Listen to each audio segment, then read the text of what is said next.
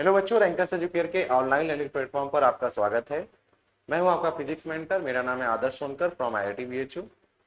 Last class में हमने देखा था क्वेश्चन नंबर 1 to 24 के पीवाईक्यूज, जिसमें हम 2025 के पीवाईक्यूज नंबर 3 को सॉल्व कर रहे हैं। आई होप आपने देखा होगा सारे ही प्रॉब्लम्स को। जब आपने सारे प्रॉब्लम्स को देखा होगा तो आपने देखा होगा कि बहुत सारे ऐसे हैं जो थ्योरेटिकल पार्ट से सवाल पूछे जा रहे हैं, बहुत सारे ऐसे सवाल हैं जो कॉन्सेप्चुअल लर्निंग बेस्ड हैं, इसमें आपको कॉन्सेप्ट अप्लाई करना पड़ेगा, देन आप तभी सवालों को सॉल्व कर पाएंगे। कुछ कुछ ऐसे सवाल थे जो ओरल हो जा रहे थे, कुछ कुछ ऐसे सवाल हैं जिनमें आपको वैल्यूज याद करने की जरूरत है। जैसे इलेक्ट्रोमैग्नेटिक वेव है तो उसमें आपको वैल्यूज याद करने की जरूरत पड़ रही है, या आपको प्रॉपर्टीज याद करने की जरूरत पड़ रही है वेव्स की, तभी आप उन सवालों को सॉल्व कर पाएंगे। इलेक्ट्रोमैग्नेटिक वेव तो बहुत छोटा चैप्टर है, उससे कई सारे सवाल पूछे गए हैं। मतलब समझ लो कि हर पेपर के अंदर 4-5 सवाल पूछे गए। आज भी हम डिस्कस करने वाले हैं 25 to 36। तो उसमें हम देखेंगे कि कैसे प्रॉब्लम्स आए हैं और उन्हें हमें कैसे टैकल करना चाहिए। समझ आ रहा बात? रही बात पिछले 2 क्लासेस जो पेपर 2 हमने किए हैं उनमें अगर पीवाईक्यूज देखेंगे और इस पीवाईक्यूज में देखेंगे तो कुछ ज्यादा अंतर नहीं है, लेकिन लेवल सबका सेम है। और क्वेश्चंस के जो तरीके पूछने के हैं उन सब में पैटर्न को सेम रखा गया है। पैटर्न सेम होने का फायदा ये है कि जब आप किसी कोचिंग से या कहीं से भी तैयारी कर रहे हैं, देन आपको आइडिया रहना चाहिए कि उस कोचिंग में इस लेवल की पढ़ाई हो रही है या नहीं हो रही है, तभी आप सीयूटी क्रैक कर पाएंगे। अगर आपको इन चीज़ों का लेवल मिल रहा है, इसका मतलब आप आसानी से सीयूटी एग्जाम को क्रैक कर लेंगे। तो डिपेंड करता है कि आप कितने मेहनत से तैयारी कर रहे हैं।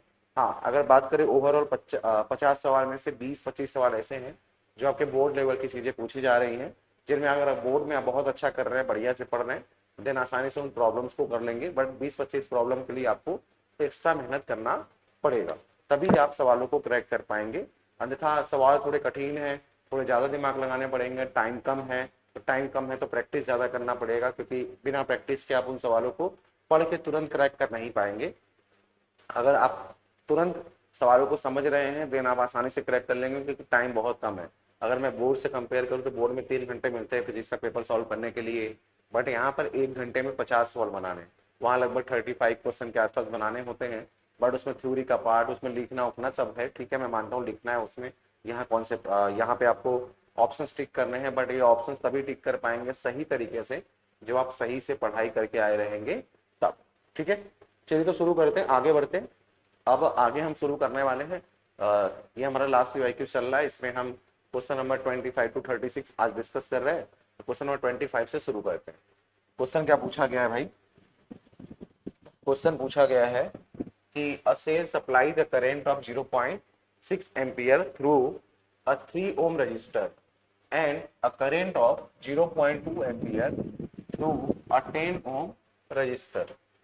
ठीक है, 3 ohm कह रहा है अ सेल, एक सेल है जो कि 3 ओम प्रतिरोधक से 0.6 एम्पियर धारा और 10 ओम प्रतिरोधक से 0.2 एम्पियर की धारा प्रवाहित करता है।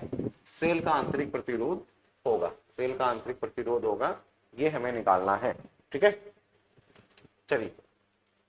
तो हमें पता है कि ईएमएफ का डिफिनेशन क्या होता है, E is equal to V minus I R. E is equal to V minus I R, ये होता है या V plus I R. V plus क्या होता है? I R. तो हमें ये पता है, तो ये हमें पता है, वी नो दैट, हम जानते हैं।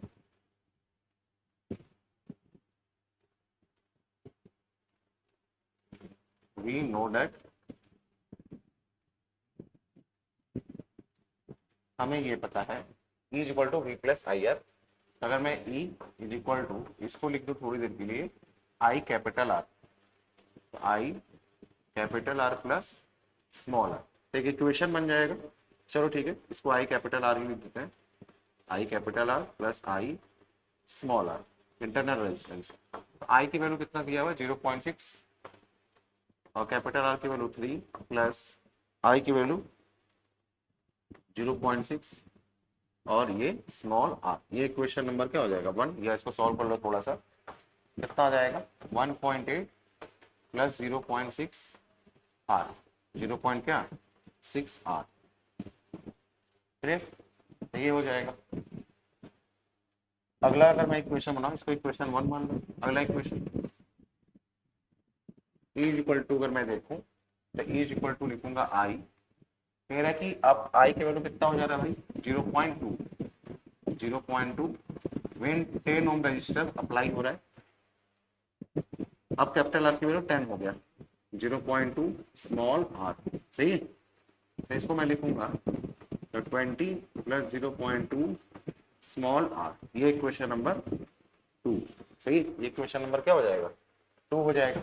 इक्वेशन 1 और इक्वेशन 2 आपस में इक्वल हो जाएंगे बाई इक्वेशन 1 एंड 2। क्या आ जाएगा भाई 1.8 plus 0.6 R is equal to 20 plus 0.2 R. इसको इधर सॉल्व कर देते, 0.6 R minus 0.2 R is equal to 20 minus 1.8, कितना आ जाएगा 0.4 आर इज इक्वल टू कितना आ जाएगा भाई 20 माइनस 1.8। 20 माइनस 1.8 अगर करेंगे तो ये आ जाएगा 18.2। आर इज इक्वल टू कितना आ जाएगा 18.2 डिवाइड बाई 0.4, यानी 182 डिवाइड बाई 4 आ जाएगा, सही। सही कर रहे हैं हम लोग, ओके। 0. अरे अरे अरे अरे 20 नहीं होगा भाई, सॉरी सॉरी सॉरी सॉरी, एक सेकेंड, ये 2 आ जाएगा भाई 2। यहाँ भी कितना आ जाएगा, इसको फिर से लिख देते हैं 2 प्लस 0.2 आर, तो 0.6 आर माइनस 0.2 आर, 2 माइनस 1.8। अगर मैं बात करूं तो 0.4 आर इज इक्वल टू कितना आ जाएगा 0.2, R is equal to 0.2 divide by 0.4 यानी 2/4, ये आ जाएगा 0.5, 0.5 ओम, 0.5 ओम। तो पहला ऑप्शन आपका क्या हो जाएगा करेक्ट हो जाएगा। ठीक है, यहाँ तक क्लियर आई होप आपको यहाँ तक क्लियर होगा। तो क्वेश्चन नंबर 25 हमने सॉल्व कर लिया।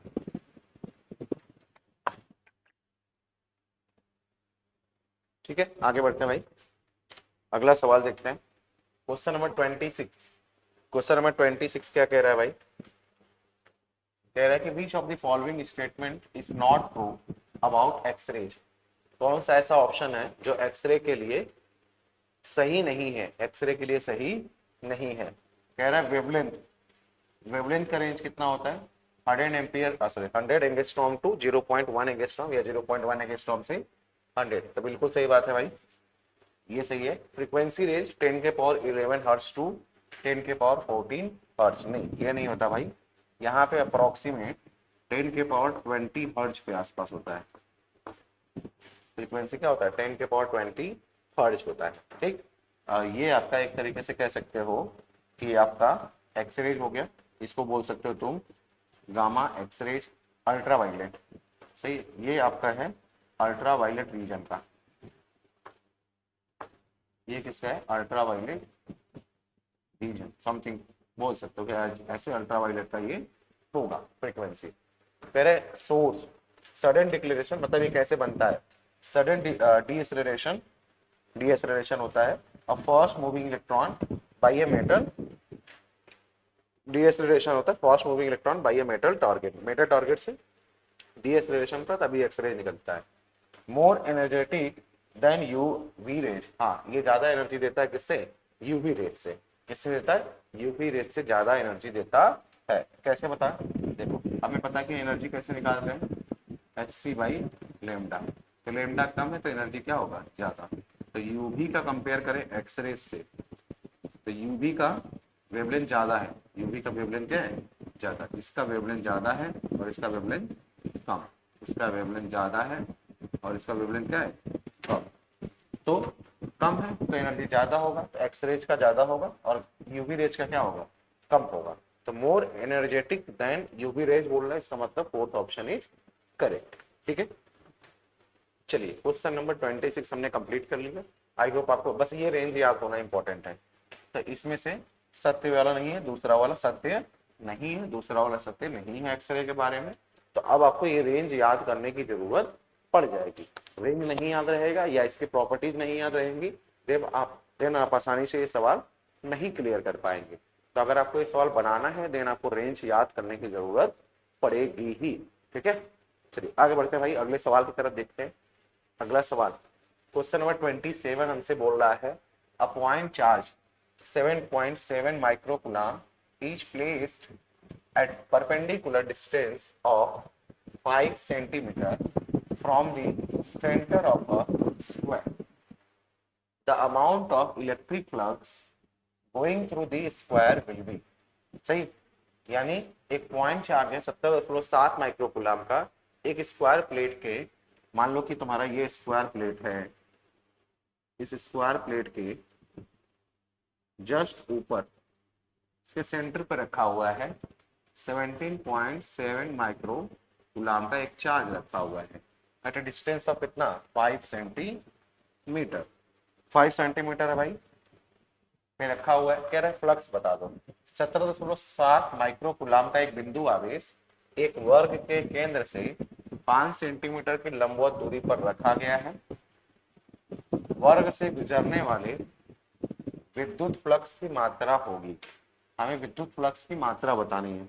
तो इसका अगर मैं एक्चुअल डायग्राम बनाऊं तो एक्चुअल डायग्राम कुछ ऐसा बनेगा।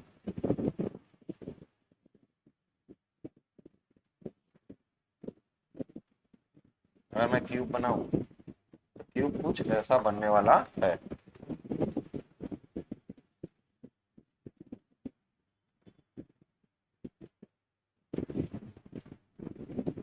ये क्यूब हो गया। ये मान लो तुम्हारा प्लेट है जिससे हमें फ्लक्स निकालना है।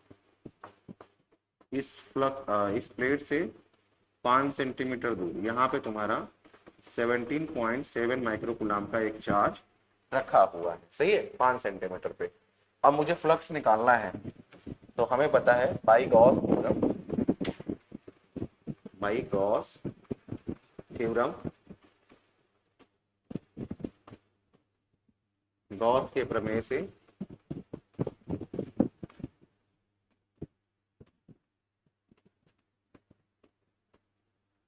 प्रमेय से फ्लक्स किसके इक्वल होता है?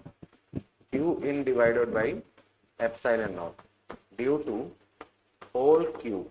मैं लिख सकता हूँ ये यहाँ पे इस कंडीशन में मैं बोल सकता हूँ होल क्यूब द्वारा जो फ्लक्स है Q in divide by epsilon not होगा।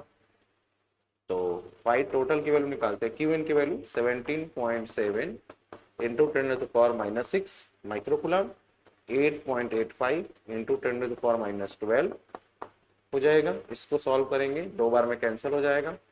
उसके बाद इसको सॉल्व करेंगे 10⁻⁻6 आएगा, ऊपर ले लो 5 टोटल हो जाएगा 2 इंटू 10⁻+6। सही है, ये तो 5 टोटल आ गया सभी से, पूरे क्यूब से, but by one side, by इस साइड से, बाई वन साइड। अगर मुझे वन साइड से निकालना है देन क्या हो जाएगा 5 टोटल डिवाइड बाई 6, क्योंकि 6 1 2 3 4 सही है, सॉरी 4, ठीक है। और उसके बाद इसके ऊपर जो प्लेट है वो 5, ठीक है, और एक 6 प्लेटें हैं भाई। 6 प्लेटें से निकालने के लिए हमें क्या करना पड़ेगा? आपको 6 से डिवाइड करना पड़ेगा। मुझे एक ही प्लेट से चाहिए, मुझे इस प्लेट से चाहिए बस। इस प्लेट से निकालने के लिए मैं 6 से क्या करूँगा? डिवाइड। तो ये 2 इंटू 10⁻⁴ कितना 6 और डिवाइड बाई 6 कितना आ जाएगा? बाई वन साइड, ठीक है। 6 से डिवाइड करते हैं, 6 3 18 पॉइंट, 6 3 18, 6 3 18, ये आ जाएगा 3.33 इंटू 10⁵ न्यूटन मीटर स्क्वायर पर कूलम। ये आपका आ जाएगा फ्लक्स। फर्स्ट ऑप्शन क्या हो जाएगा तुम्हारा? करेक्ट हो जाएगा। पॉइंट को आगे शिफ्ट कर दिया, पॉइंट को क्या किया? आगे शिफ्ट कर दिया। इस पॉइंट को भाई आगे शिफ्ट कर दिया, ठीक है। तो आई होप आपको ये सवाल भी समझ आ गया होगा। तो इस सवाल में ऐसे सवाल देखो बार बार पूछे जाएंगे, तो इस सवाल को आपको करने का तरीका पता होना चाहिए, तभी आप इस सवालों को कर पाएंगे, ठीक है। तभी आप इन सवालों को क्या करेंगे? कर पाएंगे, ये ध्यान रखिएगा, ठीक।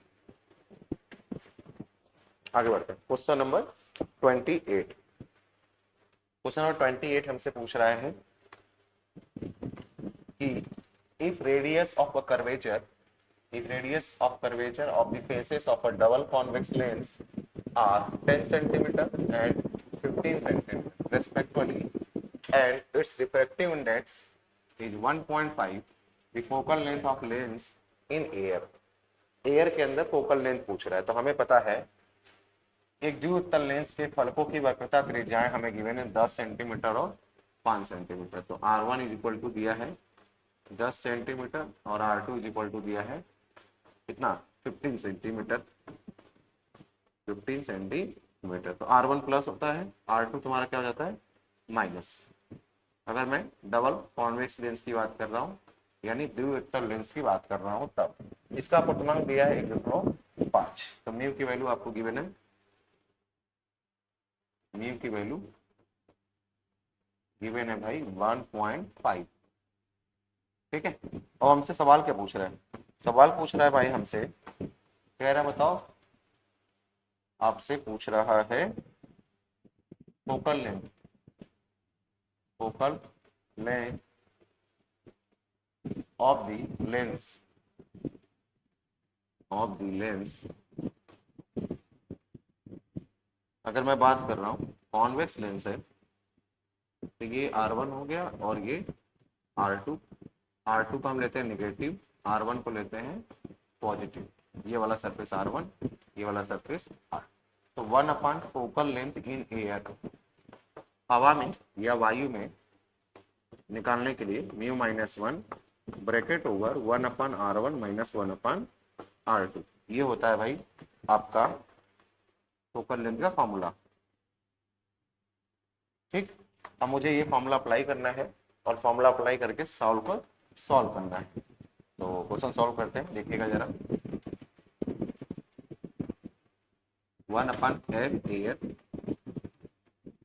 इज इक्वल टू म्यू की वैल्यू 1.5 -1 1/R1, 1/R1 आपका कितना हो जाएगा 10 -1/R2, ये माइनस होता है भाई 1/f air is equal to 0.5 0.5 into यहाँ 1/10 plus 1/15, 1/f air is equal to 0.5 into 10 और 15 का एलसीएम कितना हो जाएगा, 10 और 15 का एलसीएम हो जाएगा भाई 33 और प्लस कितना 2 आ जाएगा, 1/f एयर 0.5, 3 और 2 मिलके 5 हो जाएगा, 5/30 1/6 हो जाएगा।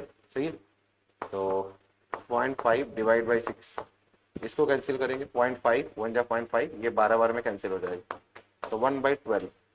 एफ एयर आ जाएगा आपका 12 सेंटीमीटर प्लस के साथ आपका कितना आ जाएगा 12 सेंटीमीटर आ जाएगा। और ये सवाल फ्रिक्वेंटली आस्क्ड है, यानी बार बार ऐसे सवाल पूछे जा रहे हैं। सही, बार बार ऐसे सवाल आपसे पूछे जाएंगे। क्लियर यहाँ तक? आई होप आपको ये चीज क्लियर हो गया होगा। तो बढ़ते हैं अगले सवाल की तरफ, देखते हैं जरा आगे क्या पूछा गया है हमसे। Just wait a minute.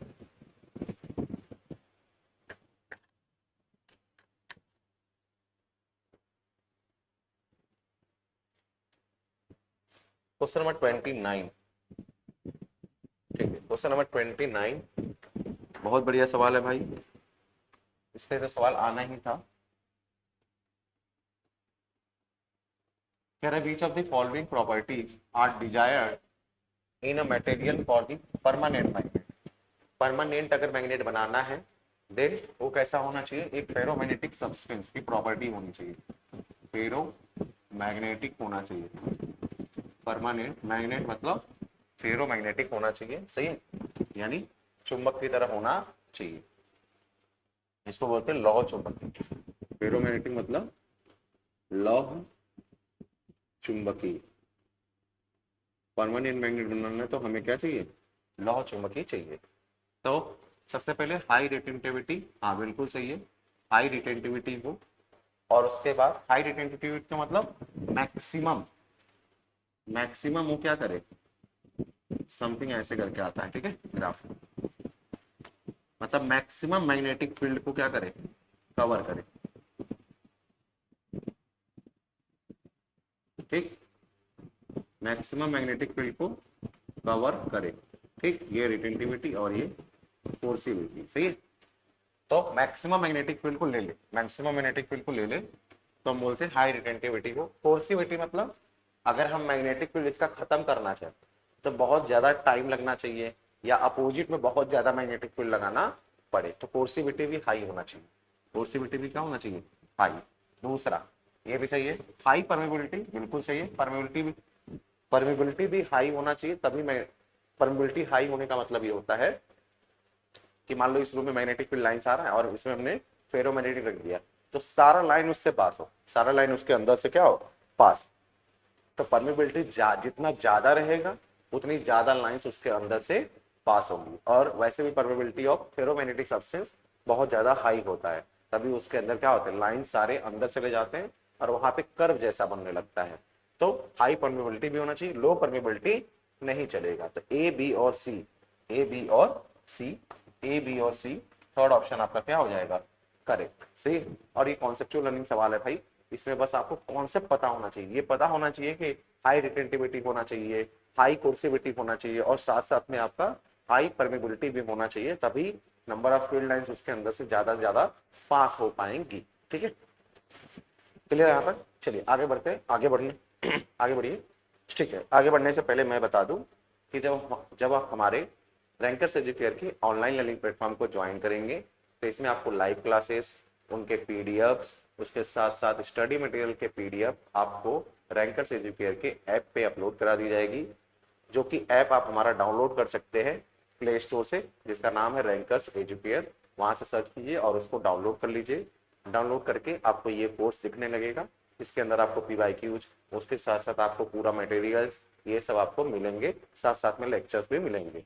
और लेक्चर्स की बात करें तो लेक्चर्स में बात करते समय रिकॉर्डेड भी होगा और लाइव क्लासेस, यानी लाइव क्लासेस तो चलेंगी ही, उसका रिकॉर्डेड फॉर्मेट भी आपको मिलेगा। और उसके साथ साथ पीडीएफ नोट्स तो बता ही दिया, उसके साथ आपको मिलेगा स्ट्रक्चर स्टडी प्लान, यानी आपको जो भी पढ़ाया जाएगा वो एक प्लान के साथ पढ़ाया जाएगा कि कब कोर्स कंप्लीट होगा, किस डेट में कितना कोर्स कंप्लीट होगा, कब हमारा टेस्ट होगा, कब उस टेस्ट का यूनिट टेस्ट होगा, कब कंप्लीट टेस्ट होगा, यानी फुल सिलेबस टेस्ट होगा, ये सब आपको बताया जाएगा। टेस्ट सीरीज होगा, प्रैक्टिस सेशन रखा जाएगा, जो भी आपसे प्रैक्टिस करना है वो उसका भी प्रैक्टिस सेशन रखेंगे। उसके साथ साथ टेस्ट सीरीज ऑनलाइन में आपकी चलती ही रहेंगी। बात करें ऑनलाइन डाउट क्लास भी आपका रखा जाएगा। अब बात करते हैं कि हमारा ऑफलाइन कैंपस भी है, जो कि वाराणसी के दुर्गाकुंड में स्थित है, जहां पर आप ज्वाइन करके ऑफलाइन भी पढ़ सकते हैं। ऑफलाइन में आपको ऑफलाइन क्लासेस के साथ साथ उस क्लास की रिकॉर्डेड लेक्चर भी मिलेंगे, जो इससे अलग है, ऑनलाइन के लेक्चर्स अलग है। ऑफलाइन के साथ में जो क्लास चल रहा है उसी के लेक्चर्स आपके रिकॉर्ड होंगे। बाई दी चांस अगर आप नहीं आए तो उन लेक्चर्स को आप पढ़ के अपने नोट्स को बना सकते हैं और सवालों को सॉल्व कर सकते हैं। उसके साथ साथ आपको उस क्लास की पीडीएफ भी मिलेगी, साथ में आपका प्रैक्टिस सेशन भी होगा, वहाँ पे भी स्ट्रक्चर स्टडी प्लान है। उसके साथ साथ आपको ऑफलाइन में भी टेस्ट सीरीज होगा, ऑनलाइन में भी टेस्ट सीरीज होगा, वो सारे कुछ मिलेंगे। साथ में आपको जो मटेरियल्स है उनके प्रिंटेड फॉर्म में आपको बुक दिए जाएंगे। ठीक है, तो ये सब चीज़ें आपको ऑफलाइन में मिलेंगी। ऑफलाइन की सुविधाएं ये है, ऑनलाइन में आपको बुक का पीडीएफ फॉर्मेट आपके ऐप पे अपलोड करा दिया जाएगा। उस ऐप के थ्रू आप अपने उसको कहीं से भी प्रिंट करा के आसानी से पढ़ सकते हैं। इसके अलावा जो भी आपको डाउट है आप इन नंबरों पे कॉल करके या मैसेज करके पूछ सकते हैं। नंबर्स कुछ ये हैं, 9415190556, दूसरा नंबर है 8874153302। ये नंबर है, दो नंबर, इन पे आप संपर्क कर लीजिए और यहाँ से पता कर लीजिए कि आपको क्या और डाउट है, एक्स्ट्रा जो भी डाउट है आप इनसे पूछ सकते हैं। ठीक है, चलिए आगे बढ़ते हैं। क्वेश्चन नंबर 30, क्वेश्चन नंबर 30 देखिएगा जरा। कह रहा है a capacitor 600 picofarad capacitor is charged by 150 volt battery, the charge on the capacitor। ये तो बहुत आसान सवाल हो गया भाई। 600 पिकोफैरड का एक संधारित्र है, 150 वोल्ट की बैटरी द्वारा आवेशित किया जाता है। संधारित्र पर आवेश है, हमें यानी हमें पता है आवेश slash charge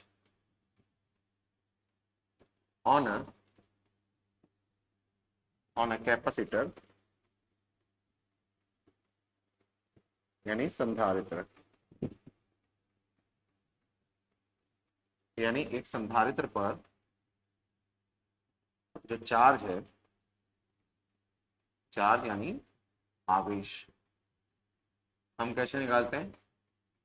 Q is equal to क्या होता है? C into we. C क्या है तुम्हारा? संधारित्र की धारिता या कैपेसिटेंस ऑफ कैपेसिटर, ठीक है। तो Q इज इक्वल टू, हमें Q निकालना है, C की वैल्यू रख दो भाई, 600 पिको फैरेड है ना, 10 के पावर माइनस 12, पिको को लिखता है 10 के पावर माइनस 12 इंटू 150, मल्टीप्लाई करो, 15 6 90 0 0 0 into 10 to the power minus, ये आ जाएगा 3 जीरो, तो ये हो गया 15 6 90, तो 1 0 2 0 3 0, तो ये हो जाएगा 10 के पावर माइनस 9।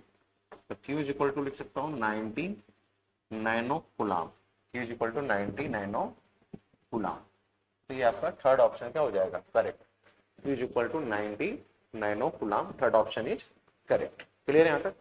चलिए, तो ये तो सवाल आसान था भाई, इसमें बस फार्मूला पुट करना है और आंसर हमें बता देना है, सही है।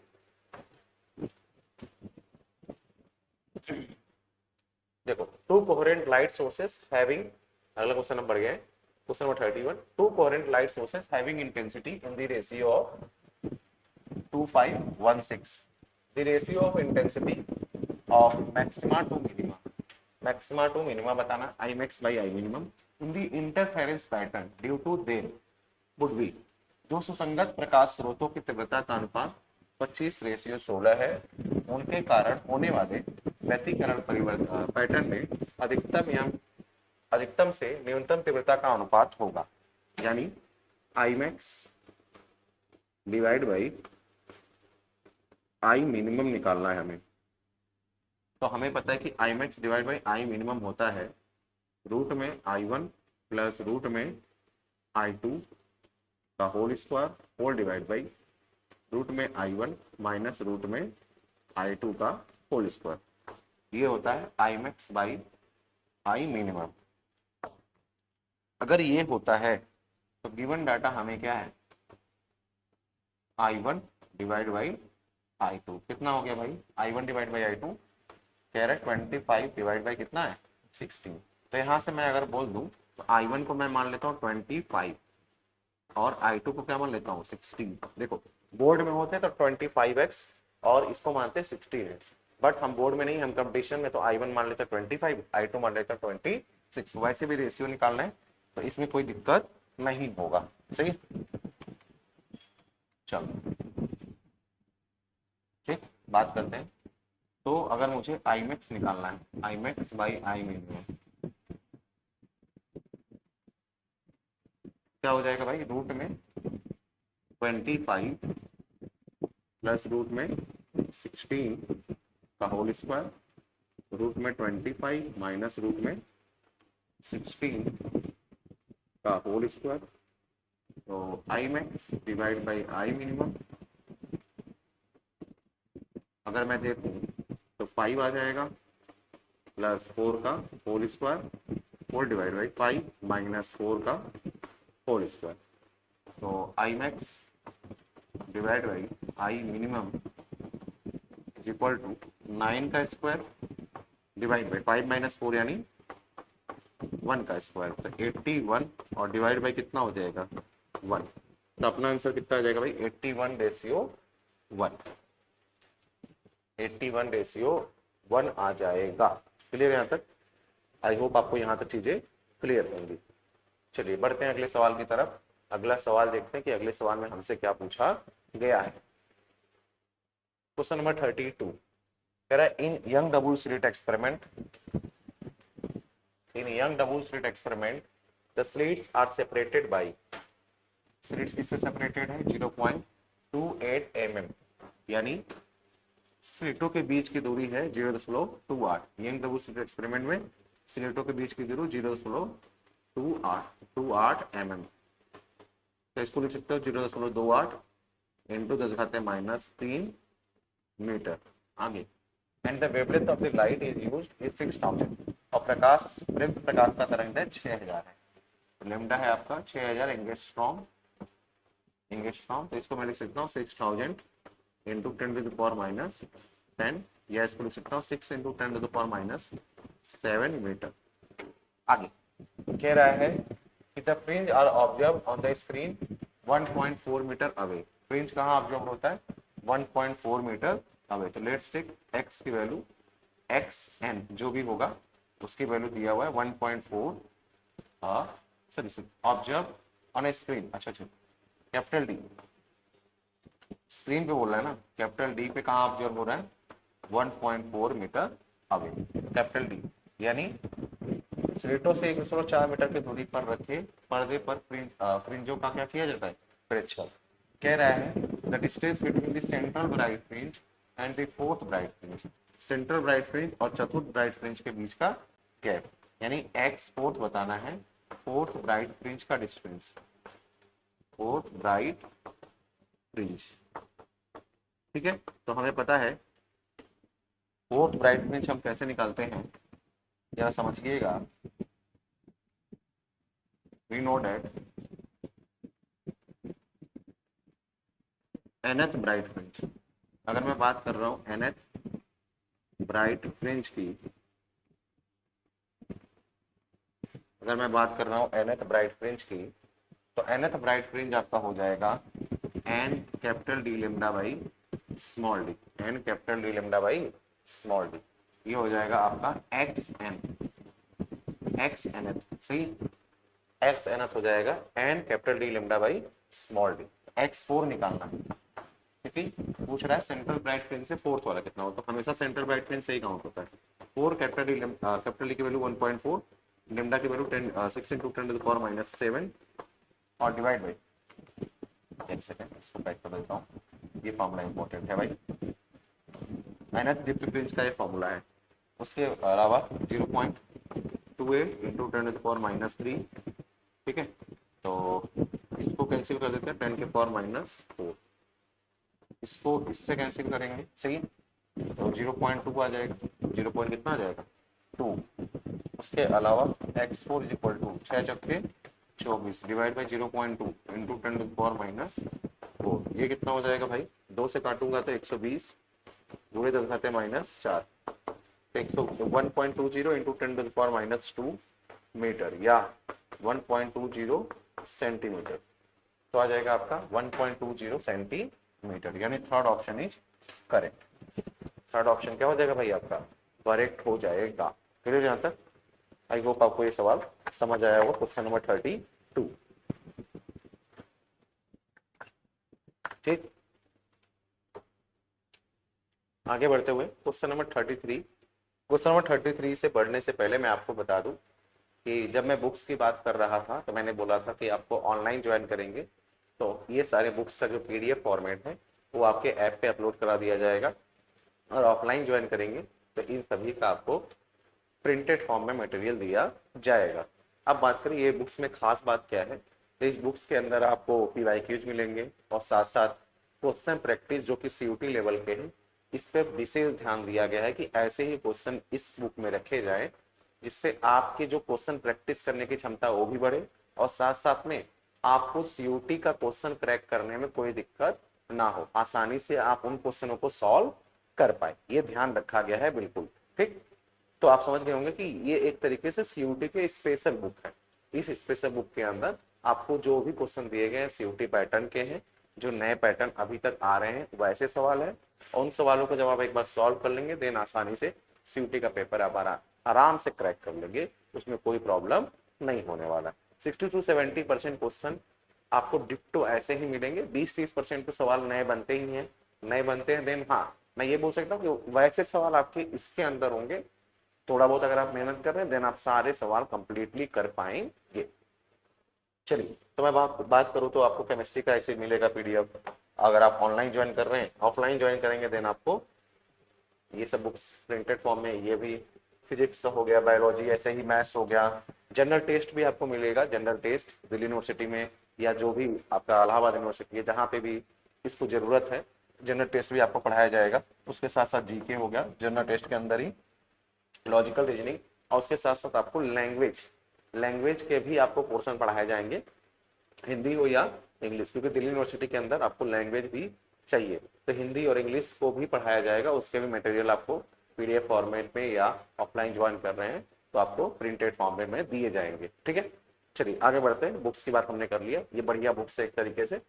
चलिए बुक्स की बात हो गई। क्वेश्चन नंबर 33 ये बात करते हैं। क्वेश्चन नंबर 33 में हमसे क्या पूछा गया है, कह रहा है for a short electric dipole, एक शॉर्ट इलेक्ट्रिक डाइपोल है, आइडेंटिफाई द इनकरेक्ट स्टेटमेंट। एक शॉर्ट इलेक्ट्रिक डाइपोल के लिए कौन सा इनकरेक्ट स्टेटमेंट हमें पढ़ना है। The electric field intensity varies inversely with the cube of the distance from the centre of the dipole. कह रहा है विद्युत क्षेत्र की तीव्रता द्विध्रुव के केंद्र से दूरी के घन के बीच क्रमानुपाती होती है।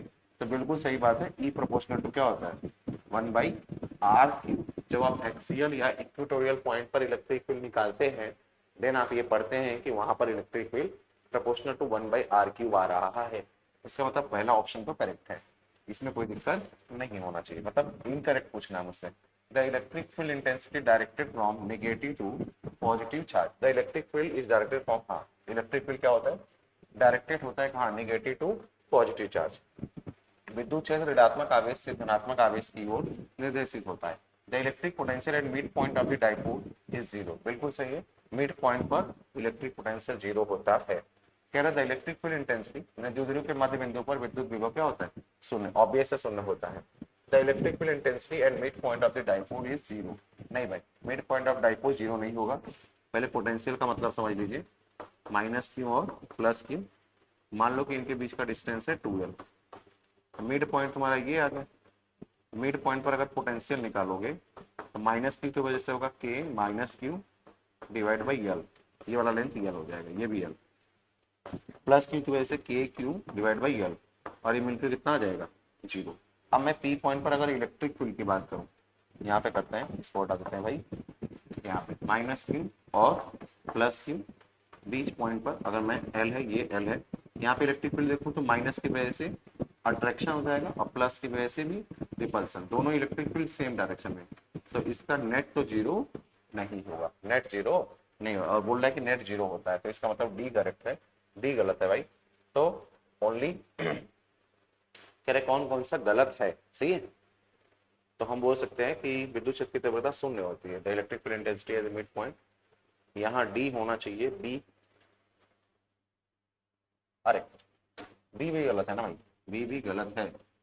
बी क्यों गलत है, ध्यान समझिएगा। कह रहा है कि इलेक्ट्रिक फील्ड नेगेटिव से पॉजिटिव होता है, नहीं पॉजिटिव से क्या होता है नेगेटिव, पॉजिटिव से क्या होता है नेगेटिव, तो बी और डी दोनों ही गलत है। इसका मतलब मैं बोलूंगा कि आपका सेकेंड ऑप्शन क्या है, करेक्ट है, क्योंकि इनकरेक्ट पूछा गया है। तो इसका मतलब बी ऑप्शन भी गलत है और डी ऑप्शन भी क्या है आपका गलत है। क्लियर है यहाँ तक। चलिए क्वेश्चन नंबर 33 हमने सॉल्व कर लिया। अब बात हम करते हैं क्वेश्चन नंबर 34 की। क्वेश्चन नंबर 34 पर आते हैं। कह रहे हैं the peak value of electric field associated with an electromagnetic wave travelling through vacuum. किससे ट्रेवल हो रहा है, वैक्यूम से ट्रेवल हो रहा है, उसकी वैल्यू है 8.1 न्यूटन पर कूलम। ठीक है, निर्वात में गमन करने वाले विद्युत चुंबकीय तरंग का वैद्युत क्षेत्र का मान, शिखर मान को हम लिखते हैं ई नॉट।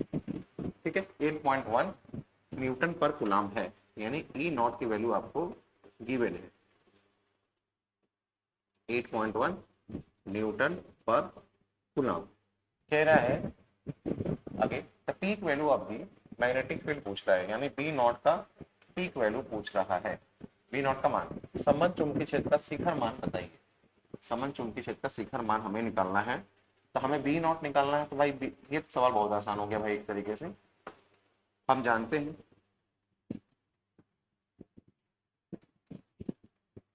कि A not by B not, A not by B is equal to क्या होता है सी, ये हमें पता है। E not by B not किसके इक्वल होता है, सी के इक्वल होता है। तो यहाँ से अगर मुझे बी नॉट निकालना है तो किसके इक्वल हो जाएगा, ई नॉट बाई सी। तो E not by C, E naught की value 8.1 divide by 3 into 10 to power 8, sorry ऊपर ले लीजिए इसे, 8.1 into 10 to the power -8 whole divide by 3, 3 2 जा 6, 3 7 जा 21, 2.7 इंटू 10⁻⁸ मीटर पर सेकेंड। तो ये आपका आ जाएगा बी नॉट का वैल्यू। क्लियर यहाँ तक? बी नॉट का क्या आ जाएगा आपको वैल्यू आ जाएगा 2.7 इंटू 10⁻⁸ 2.7 इंटू 10⁻⁸। ये आपका क्या आ जाएगा आंसर आ जाएगा। ठीक, चलिए क्वेश्चन नंबर 34 हो गया। अब बात करते हैं क्वेश्चन नंबर 35। ये बहुत बढ़िया सवाल है भाई, सोलेनॉइड का बढ़िया सवाल एकदम। कह रहा है two long coaxial solenoid of same length, दोनों का लेंथ सेम है, समान लंबाई वाले दो लंबी समाक्षी परिनालिकाओं have inner and outer coils have diameter d1 और d2। आंतरिक और बाहरी कुंडलियों के व्यास d1 है और d2 and number of turns दिया हुआ है n1 और n2, ठीक है, respectively. What will be the ratio of self inductance of the inner solenoid and mutual inductance of the both solenoid? यानी तथा फेरों की संख्या n1 और n2 है, आंतरिक परिनालिका के स्वप्रेरकत्व और दोनों परिनालिकाओं के पारस्परिक प्रेरकत्व का अनुपात क्या होगा। तो सबसे पहले बात करते हैं सेल्फ इंडक्टेंस। सेल्फ इंडक्टेंस की बात करने वाले हैं भाई।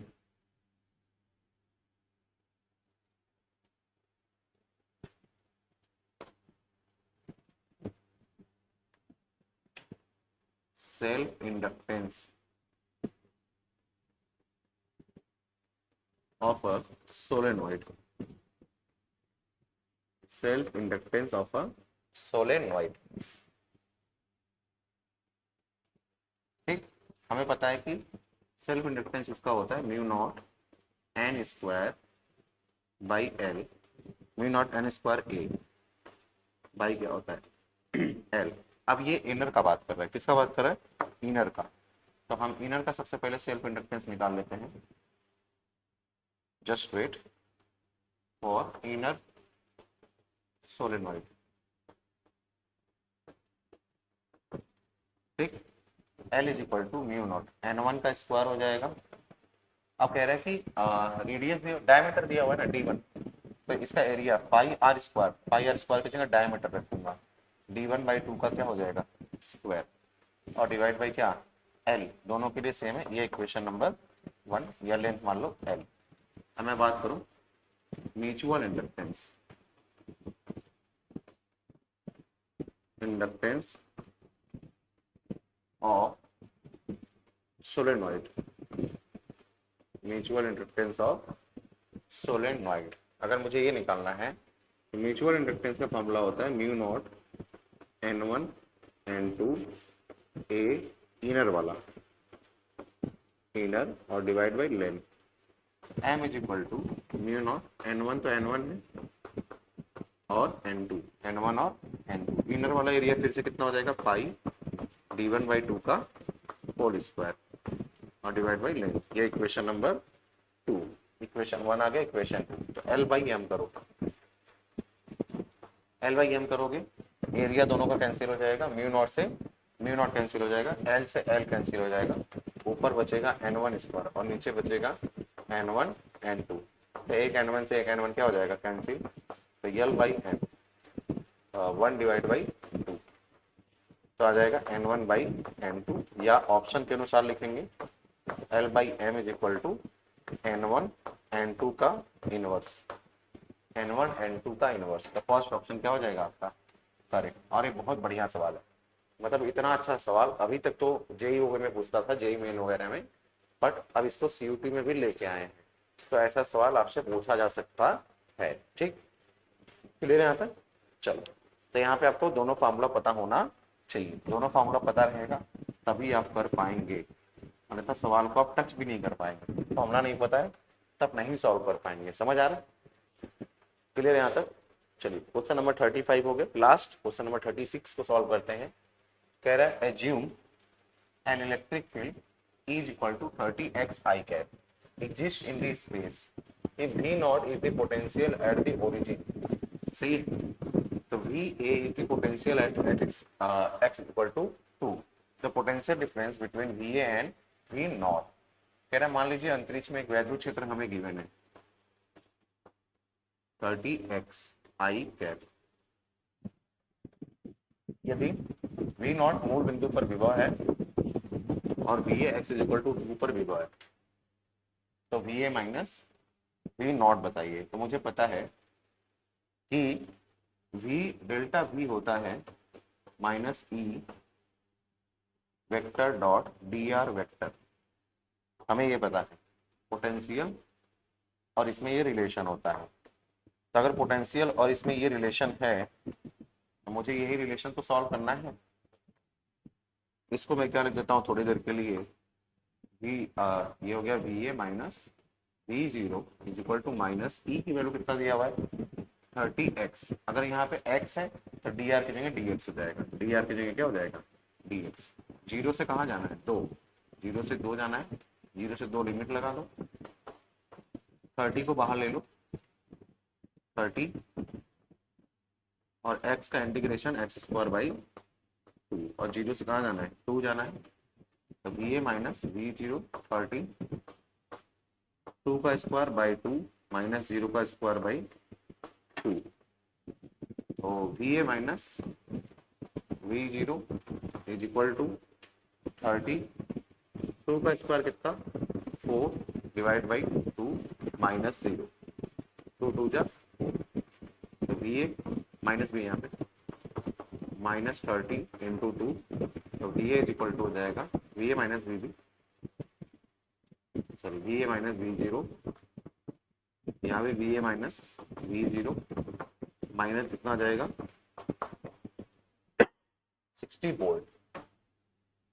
क्लियर आता माइनस फार्मूले वाला है भाई, फार्मूले वाला माइनस रखना पड़ेगा। ठीक है, तो आई होप आपको ये भी सवाल समझ आ गया होगा। ठीक, तो बस आज के लिए इतना ही रखते हैं। अगले क्लास में हम आगे वाले क्वेश्चंस क्वेश्चन नंबर 37 टू 50 वाले क्वेश्चन सॉल्व करेंगे। आई होप आपने आप जो भी सवाल देखा होगा उन सवालों को बेहतर तरीके से समझा होगा और बेहतर तरीके से समझने के बाद आपने देखा होगा कि हमें चैप्टर्स जब हम पढ़ेंगे ऐसे चैप्टर्स या आपने पढ़ रहे होंगे 12th में, तो आपको कितने डेप्थ में उस चैप्टर को पढ़ना है, कौन से टॉपिक पे ज़्यादा मेहनत करना है, ये आपको थोड़ा थोड़ा आइडिया लगने लगा होगा। पीवाईक्यूज देखने का यही फायदा होता है कि आपको चैप्टर्स में कितने देर तक पढ़ना है, कहाँ तक हमें नॉलेज गेन करना है, ये आपको आइडिया लगने लगता है। अगर आपको आइडिया लग जाता है देन आप जब प्रैक्टिस करते हैं तब आप उस लेवल तक पहुँचने की कोशिश करते हैं और जब उस लेवल तक आप पहुँच जाते हैं तो आपको लगने लगता है कि अब तो सारे सवाल आप आसानी से बना लेंगे। ठीक है, तो इसी बात के साथ आज रखते हैं इतना ही, मिलते हैं अगली क्लास में। धन्यवाद।